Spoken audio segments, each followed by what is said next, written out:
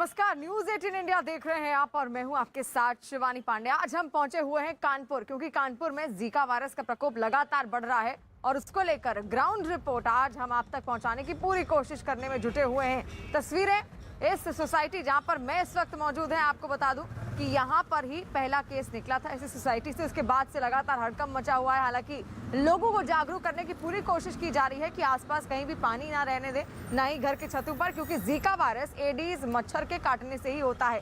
तो ऐसे में अगर मैं एक बार तस्वीरें आपको दिखाऊं तो देखिए, रोड पूरी सुनसान है। इक्का दुक्का लोग ही आपको बाहर निकले हुए दिखाई देंगे, बाकी अपने घरों के अंदर ही कैद हैं, क्योंकि दहशत का माहौल है। ये वही इलाका है, ये वही सोसाइटी है जहां पर पहला जीका वायरस का केस मिला था और अब ये केसेस बढ़ते बढ़ते 79 तक पहुंच गए हैं। और साथ साथ कुछ देर पहले स्वास्थ्य मंत्री से भी हमने बातचीत की थी उत्तर प्रदेश के, तो उन्होंने कहा था कि कन्नौज में भी अब एक नया मामला सामने आ गया है। तो देखिए किस तरीके से धीरे धीरे स्थितियां बिगड़ती जा रही हैं।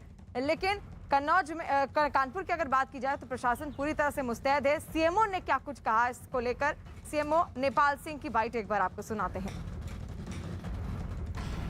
अब तक 79 केस जीका के पॉजिटिव आ चुके हैं और निर्धारित कार्रवाई में 100 टीमें सर्विलेंस के उसमें लगी हुई हैं, जो घर घर जाकर लाइन लिस्टिंग कर रही हैं गर्भवती माताओं के सिम्टोमेटिक का और उनका जो कोई बाहर से आने वाले केरल, महाराष्ट्र या किसी विदेश वगैरह से। और 100 टीमें सोर्स रिडक्शन में लगी हुई हैं, जो घर घर जाकर जो है ब्रीडिंग को ख़त्म कर रही हैं और फोकल स्प्रे वगैरह कर रही हैं। 50 टीमें सैंपल लेने के लिए लगी हुई हैं।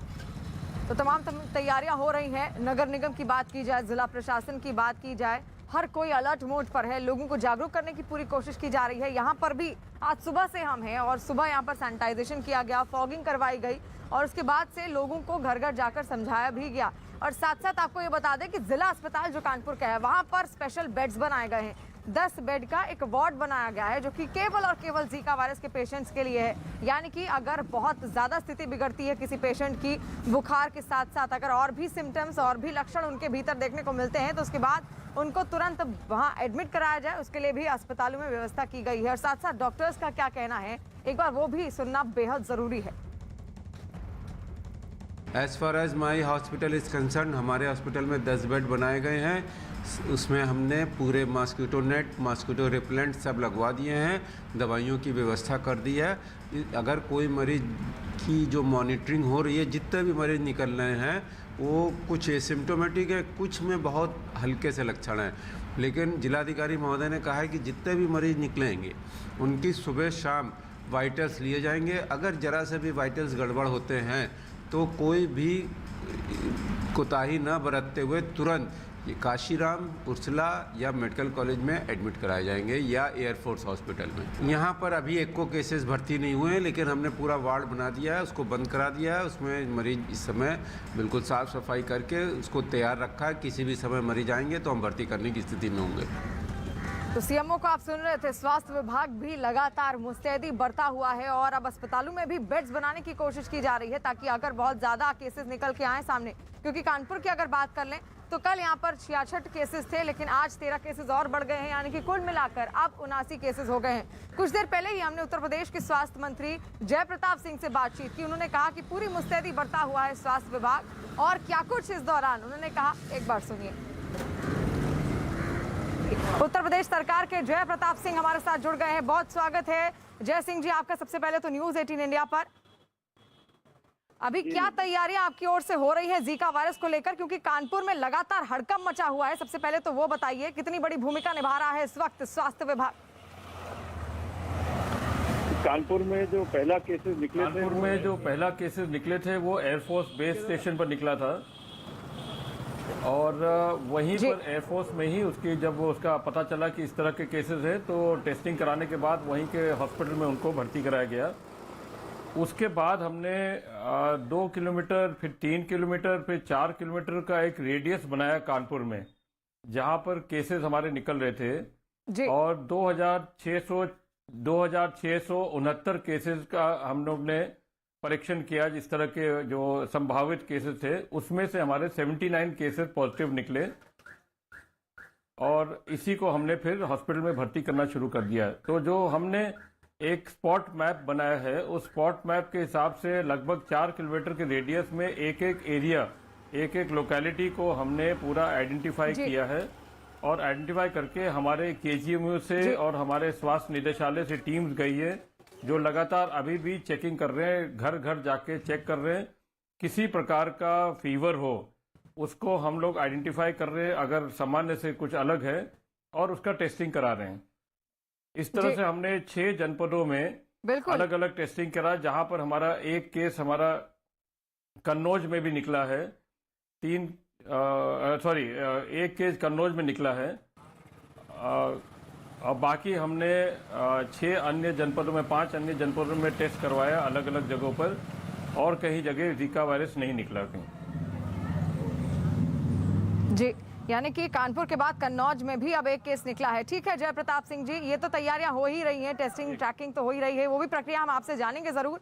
लेकिन अस्पतालों में बेड्स की क्या तैयारी है? कितने बेड्स निर्धारित किए गए हैं कि जीका वायरस के पेशेंट्स के लिए अलग से बनाए गए हैं? क्या क्या वार्ड्स के इंतजाम है वहाँ? अस्पतालों की क्या सिचुएशन है इस वक्त? बेड्स की पूरी तैयारी हमारे पास है, क्योंकि पहले से ही कोविड की संख्या, जो कोविड वाले वार्ड्स हमारे बने थे, और कोविड बिल्कुल घट के एकदम न्यूनतम स्तर पर आ गया है। तो जहां जहां हमारे डेंगू निकले थे, डेंगू के उसको कोविड के वार्ड्स को परिवर्तन करके डेंगू में दिया गया। जहां कानपुर में हमने वार्ड बनाया था कोविड के लिए, वो अब जीका वायरस के लिए हो गया है। इस तरह जहां जहां भी निकल रहा है, हमारे पास पर्याप्त संसाधन है, पर्याप्त बेड्स है, जिला अस्पताल और CHC लेवल पर पर्याप्त है, और नहीं तो फिर मेडिकल कॉलेज जहां जहां है वहां भी हम भर्ती करा सकते हैं। दवाई की पूरी ट्रीटमेंट हमारे पास उपचार का है, तो इस समय हमारे पास कोई दिक्कत नहीं है। बिल्कुल। और अब तक कितनी टीमें नगर निगम की गठित कर दी गई हैं? कहां कहां पर वो पहुंच रही हैं? किस तरीके से आप टेस्टिंग और ट्रैकिंग कर रहे हैं? और क्या जोन्स भी बनाए गए हैं, रेड जोन, ग्रीन जोन, जैसा कि कोरोना काल में हमने बनाया था? जी, हमने यहाँ जो 4 किलोमीटर के रेडियस के अंदर हमने रेड जोन और ग्रीन जोन यहाँ भी बनाया है, और उसी तरह हमारा टीम्स हमारा ट्रैकिंग कर रहे हैं। निदेशालय की टीम जो हमारे स्वास्थ्य निदेशालय का, और KGMU की टीम्स भी कहीं कहीं जा रहे हैं।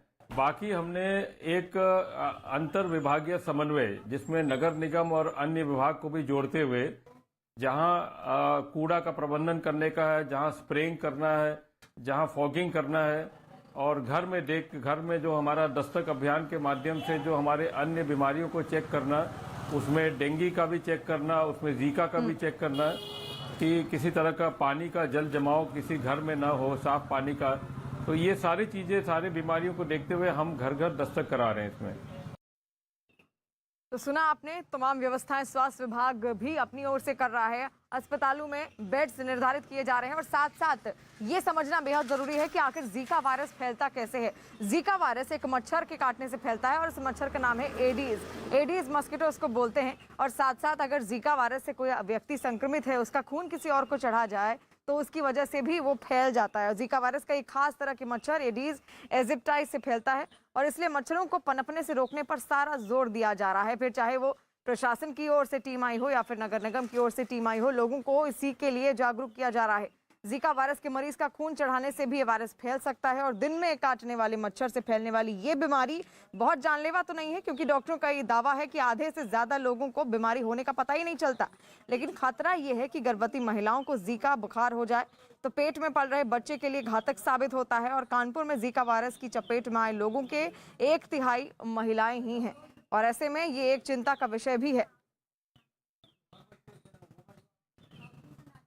इंडियन पब्लिक हेल्थ एसोसिएशन के अध्यक्ष डॉक्टर संजय राय हैं। सर, जीका के मामले बढ़ रहे हैं देश में, कितनी बड़ी चिंता की बात है? देखिए, ये सारे जो है वेक्टर बॉर्न डिजीज़ हैं, चाहे डेंगू हो, चिकनगुनिया हो, जीका हो। जीका जो है सेम वही वेक्टर है इसका भी, जो डेंगू और चिकनगुनिया को फैलाता है। थोड़ा सा जो रिपोर्टेड है, प्रेग्नेंट लेडी को होता है तो प्रॉब्लम होती है, क्योंकि माइक्रोसिफेली एक प्रॉब्लम होती है जो इससे होता है। बच्चों में जब डेवलपमेंट, ब्रेन का डेवलपमेंट नहीं हो जाता, छोटा सा उनका ब्रेन जो है छोटा रह जाता है, ये प्रॉब्लम होती है, रिपोर्टेड है, बट सब में नहीं होती है, कुछ है। तो ये समस्या है, इसको जल्दी से जल्दी कंट्रोल करना चाहिए। दूसरा, सिर्फ ट्रांसमिशन सिर्फ इससे नहीं होता। एक बार अगर किसी को हो गया तो वह जो है और भी रूट से, जैसे सेक्सुअल रूट से भी ट्रांसमिट हो जाता है, जो कि डेंगू ये सब यूजुअली नहीं होता है। यह जो है सेक्सुअल रूट में, तो एक आदमी के होने के बाद वह दूसरों को भी जो है और भी रूट से जो है या बॉडी फ्लूइड्स से ट्रांसमिट होता है, तो ये इसका ट्रांसमिशन उसमें हो सकता है। ब्लड ट्रांसफ्यूजन कर रहे हैं तो उसमें भी हो सकता है अगर जीका वायरस है।